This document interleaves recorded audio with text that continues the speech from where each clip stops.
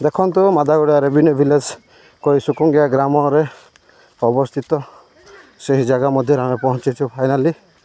ଆଉ ଆମ୍ବ ପାଇଁ ଆମେ ଆସିଅଛୁ। ଏହା ଆମ୍ଭ ସୁକୁଙ୍ଗିଆ ଗ୍ରାମବାସୀ ସମସ୍ତେ ଏହି ମାଦାଗୁଡ଼ାର ଥିବା ଏ ଆମ୍ଭ ଉପରେ ନିର୍ଭର। କୌଣସି ଆମ୍ଭ ଆମମାନଙ୍କୁ ମିଳେ ନାହିଁ। ଆମର ରାହା ମାହା କହିକି ନାଁ ଦେଇଛନ୍ତି, ସେଇଠି ଆମେ ଅଛୁ। ଦେଖନ୍ତୁ ଆମ୍ବ ଏଇଟା ମୁଁ ଗୋଟେଇଲି।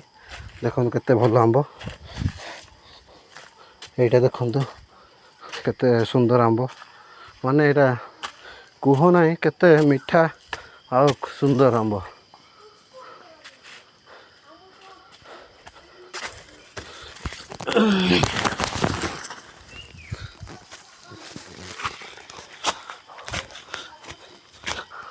ଦେଖନ୍ତୁ କେମିତି ଗୋଟେଇବାରେ ବ୍ୟସ୍ତ ପିଲାମାନେ, ସାନ ସାନ ଭାଇମାନେ।